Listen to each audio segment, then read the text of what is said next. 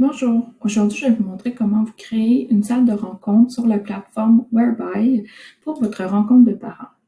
Donc la première chose que je vais faire, c'est taper whereby.com dans la barre de recherche. Une fois arrivé sur la plateforme, vous allez constater que l'interface est en anglais. Avec votre souris, vous pouvez faire un clic droit et faire traduire en français afin de pouvoir voir cette plateforme en français. C'est possible que cette technique ne fonctionne que sur Chrome. Donc, si vous n'êtes pas dans le navigateur Chrome, je vous suggérerais de l'utiliser. Donc, une fois que je suis dans cette plateforme-là, je vais pouvoir faire mon essayer gratuitement, donc mon essai. Pourquoi Whereby? En fait, c'est que cette plateforme nous permet d'avoir une salle d'attente et les parents qui entreront dans la salle d'attente se placeront par ordre d'arrivée.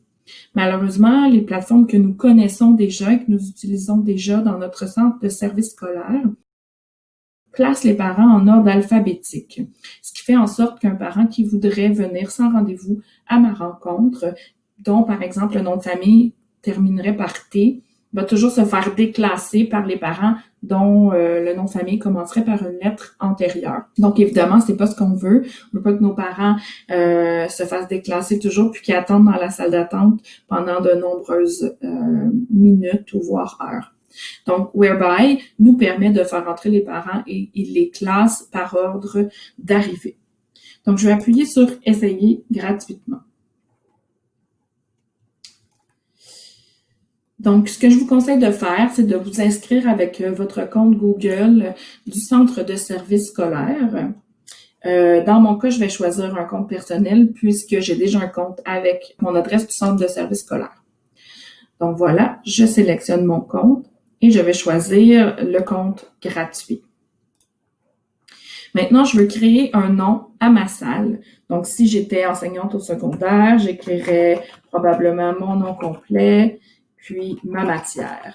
Donc, malheureusement, on ne peut pas mettre de lettres majuscules parce que ça fera partie de notre adresse à donner aux parents. Je veux que ma salle soit fermée, donc je veux pas que les parents puissent se présenter et arriver dans ma salle quand ils le souhaitent, mais je veux qu'ils soient mis dans une salle d'attente.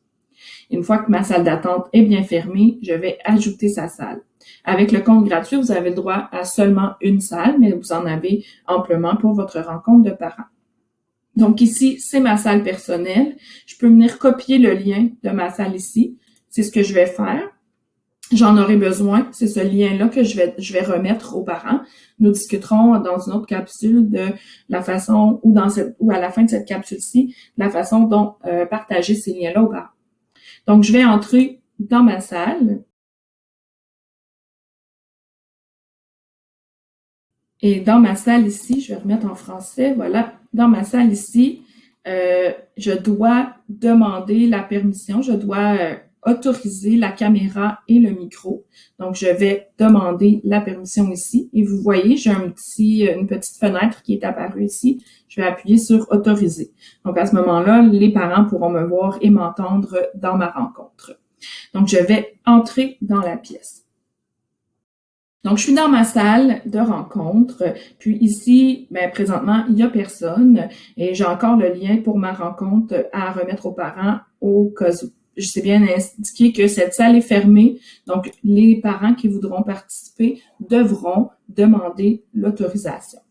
Donc, dans la prochaine section, nous allons voir comment les parents entrent et comment les autoriser. Ce que je vais faire aussi, c'est aller activer les notifications.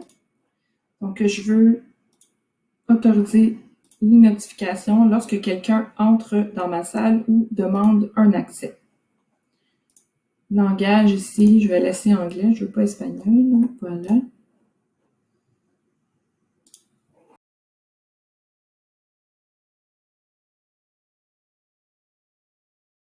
Donc, vous voyez que je viens de recevoir une demande.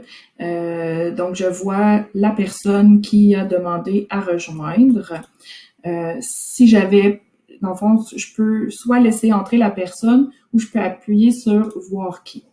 Quand je vois qui, ça me permet de voir la personne qui a demandé d'entrer et je peux, par exemple, dans la réponse, décider de le mettre en attente.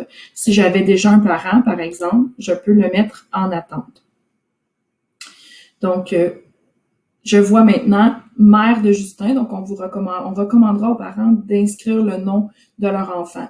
Donc, mère de Justin. Alors, je peux faire la même chose ici. Je vais placer en attente mes deux parents qui sont en attente. Vous allez voir défiler la liste des parents ici à votre droite. Donc, par exemple, si je laissais entrer mon premier parent qui va être en premier, je vais le laisser entrer.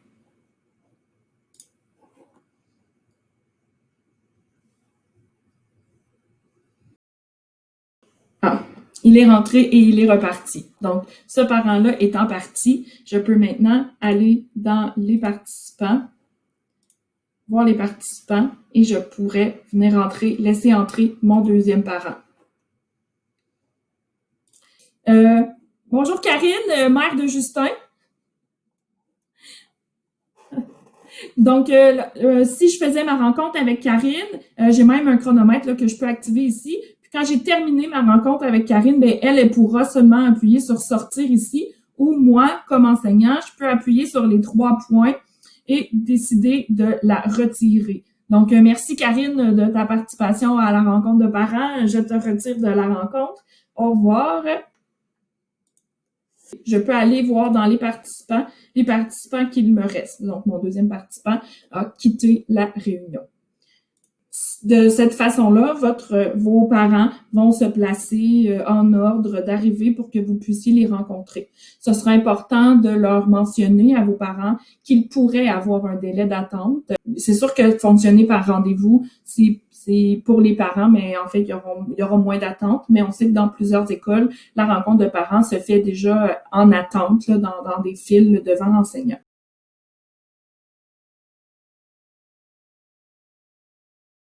Au besoin, je pourrais partager mon écran avec le parent. Donc, si j'avais, par exemple, quelque chose à lui montrer, le travail d'un élève ou quoi que ce soit, je pourrais partager mon écran ici avec le parent. Donc, j'appuierais sur partager l'écran. Je choisirais l'intégralité de mon écran ou une fenêtre ou encore un onglet Chrome si je voulais partager seulement ça. Puis, une fois sélectionné, j'appuierais sur partager. Si je voulais que c'était une vidéo, par exemple, et je voulais que le parent entende l'audio, je pourrais appuyer ici sur partager le contenu audio. Si vous n'avez pas beaucoup de sollicitations lors de la rencontre de parents, vous pouvez toujours fermer la caméra et l'audio. Puis, vous aurez une notification lorsque des parents vont entrer dans la salle et à ce moment-là, quand vous les laissez entrer, vous autorisez votre caméra et votre micro. Puis, ça vous permet de continuer à travailler pendant que vous attendez les parents. Il y aura un bruit, là, il y aura une notification sonore que vous allez entendre qu'un parent entrera dans la salle. Voilà. Lorsque votre rencontre de parents est terminée, vous pouvez appuyer sur sortir, quitter la pièce ou mettre fin à la réunion pour tous s'il y a encore des parents dans la salle. Donc, pour le moment, moi, je vais quitter la pièce.